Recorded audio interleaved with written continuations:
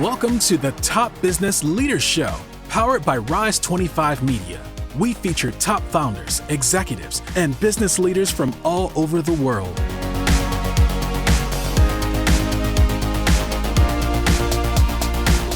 Chad Franzen here, co-host for this show where we feature top restaurateurs, investors, and business leaders. This is part of our SpotOn Series. SpotOn has the best-in-class payment platform for retail, and they have a flagship solution called SpotOn Restaurant, where they combine marketing, software, and payments all in one. They've served everyone from larger chains like Dairy Queen and Subway to small mom-and-pop restaurants. To learn more, go to SpotOn.com. This episode is brought to you by Rise 25. We help B2B businesses to get ROI, clients, referrals, and strategic partnerships through Done For You podcasts. If you have a B2B business and want to build great relationships with clients, referrals, and thought leaders in your space, there's no better way to do it than through podcasts and content marketing. To learn more, go to rise25.com or email us at support@rise25.com. Tom Coogle is president of Reynolds Foodliner Inc. and a franchise owner with Your Pie, a chain which allows customers to customize personal pizzas, pastas, and paninis.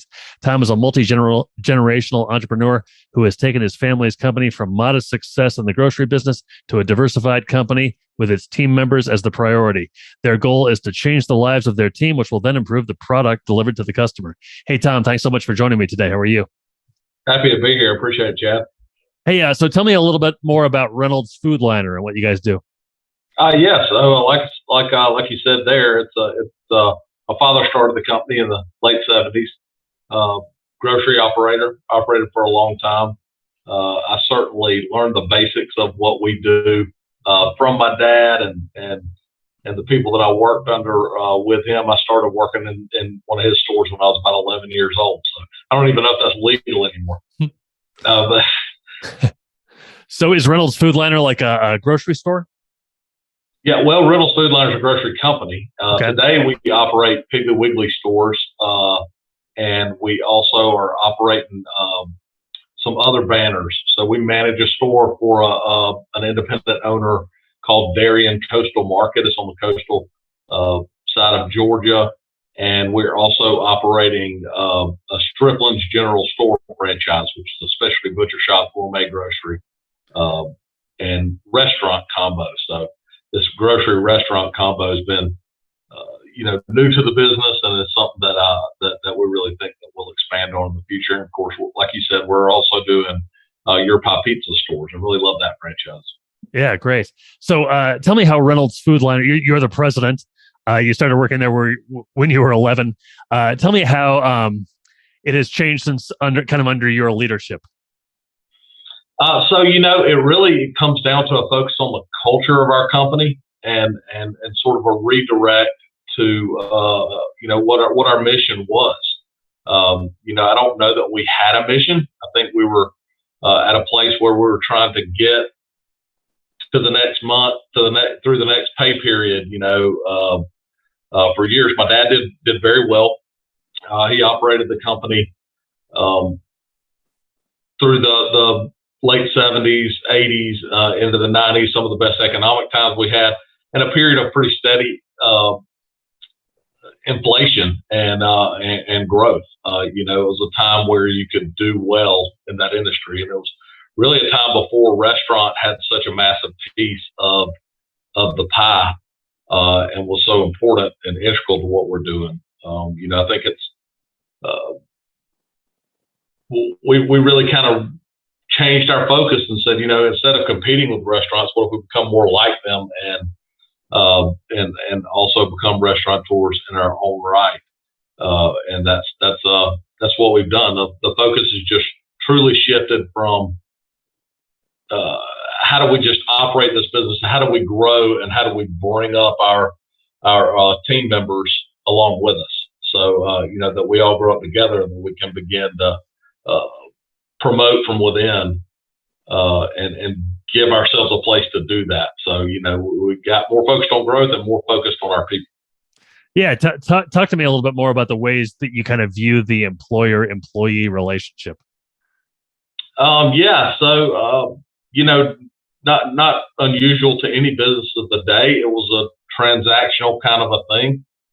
You work somewhere. I think that in those early years, it was probably naturally more of a family environment. right? The world wasn't what it is today. People didn't job hop. People, our stores, we operate in small towns anyway. So it was very much, you hired a guy and he worked for you for 35 years. That's the way it went. Mm-hmm. And as you get into the 90s, mid 90s, things very much changed. People didn't stay in the same places, and they did have their eyes looking outward.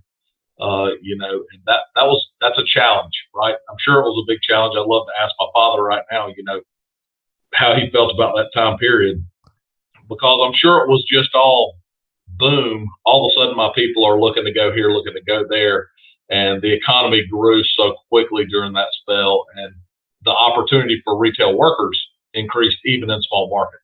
So, you had competition for employees that you didn't have before. And things got tougher.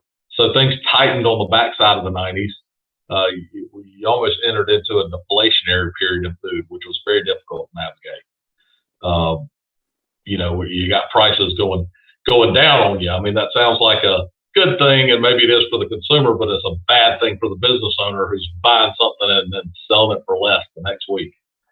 So it was a tough time. It was hard to keep up with wage inflation. We decided to kind of turn that on its head and stop saying, what can our people do for us, but how can we do something for them, so that we operate more with a feeling of partnership. Last year we really put our money where our mouth is. We went 49% ESOP. So we've sold off almost half the company to the team members themselves. And that's a big part of what we see in our future, How has that worked? How has that changed things for you? We're in the early goings of it. I know the kind of top end of our company really understands it and is excited about the prospects, but we haven't even gotten through a full cycle where we've given them a chance to say, look, you owned this piece of the company at this, and now look what it's already grown to.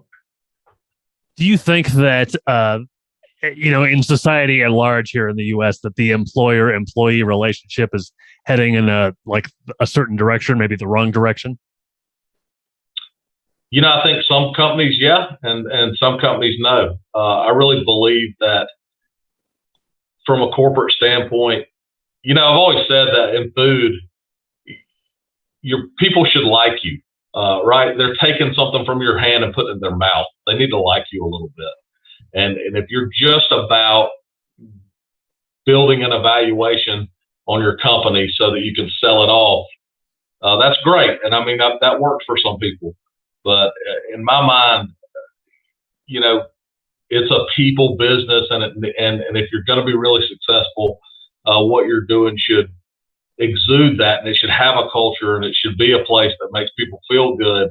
And I don't think you get that by just running off of a spreadsheet and how much value can we create here. It needs to be about real profit, and those profits really need to be shared with your team. If you're not doing that, you don't have happy people. So tell me about your pie and what a customer can expect when they go to your location. Yeah, so when we looked into your pie, my family and I did that, and so the arrangement there is, my family, my father, my brother-in-law, my brother, all of us bought in to do our Your Pie franchises, and we bought a group of stores in, or bought the franchise in South Georgia. Reynolds Foodliner then helps operate that. So, it's a grocery operating company, but once you can operate anything. And so we stepped into to that. I love Your Pie because a lot of it was because of the reasons that we just brought up, the culture there. The idea that, hey, we're selling pizza, but we're also selling a feeling, and I really liked that part of it. They do a great job with their franchise fest, getting all the franchisees in and sort of creating a family atmosphere. And those operators communicate well together. So I really liked it. If you're not familiar with Your Pie, it's I don't know the terminology for it, but it's a lot like Chipotle, but with pizza, right? You go through and you make your own pizza. We have also a lot of specialty pizzas, craft beers, and just a great atmosphere and it's a heck of a pizza. I mean, it's just really good. What would you say is kind of the vibe that you guys shoot for, or that you guys have when people walk in there? So Your Pie is based out of Athens, Georgia. A guy named Drew French started it, and it's got that college town vibe to it. Cool place to go sit and hang out. Fire cooked pizzas that are really done the old way. So Drew married a woman from Italy and spent a couple of months over there prior to the marriage, and just really enjoyed what he was, the pizzas he was getting on every street corner, and thought, we're really not doing this. We're not doing this in Georgia anyway. And got home and started his company. And he sources a lot of authentic ingredients. They do a great job with flavor profiles. You try to keep your costs as low as you can, but it's really about good food. I think people come back to good food, over and over again. They'll stick with that. If you don't do anything else, make sure the food's good. There are a lot of food franchise opportunities out there. What was it about Your Pie specifically that kind of really drew you in? It was the culture. It was the people. It was a unique idea at the time. There are other competitors out there that have sort of tried to do the same thing, but at the time, I don't know of anybody that was doing pizza this way, and and the authenticity of it. So it was really going back to where pizzas come from, and making sure they stayed true to that. And I think they did a great job of doing that and making it work for an American market. When you got involved with your first Your Pie location, did you open it or was it already there? No, we opened it. So we built it out from scratch. What were the early days there like? I'm sorry? What were the early days there like? Listen, we started out great. So, we opened up with a bang. We opened up right before the pandemic started. Just after the pandemic started. So nobody much was going into these spaces and jumping out and doing things. But we had a really great opening. I think it was their best opening during the pandemic. It's continued on from there. And, we had some ups and downs during that, just like everybody else did with lockdowns and folks not being out. It's very much a come in and eat with us kind of place. And we do curbside pickup, but we really want you to come in the store and enjoy some gelato and get the full experience. But, there were some slow times there, but we're on the uptick now and getting ready to roll into some new stores with them. So, what kind of adjustments did you have to make during that time? A lot more curbside. So we had to adjust. Your Pie was going through some technology changes on the curbside piece at the same time. So that was a challenge, right?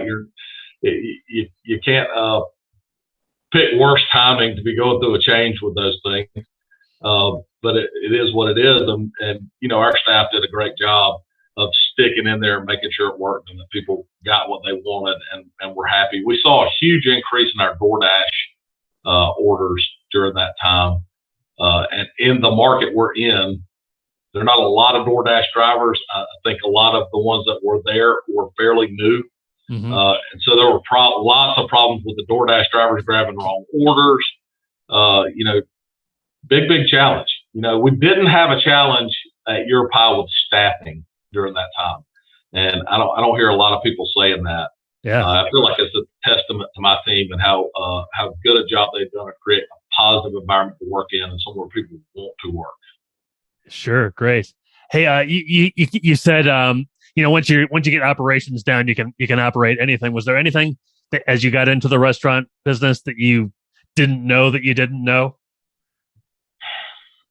Oh man, I've been in food so long; it all made sense to me pretty quick. Not that we know everything, but it wasn't hard to grasp. But there's certainly, we rely on Your Pie and we talk to Your Pie constantly about what they're doing promotionally.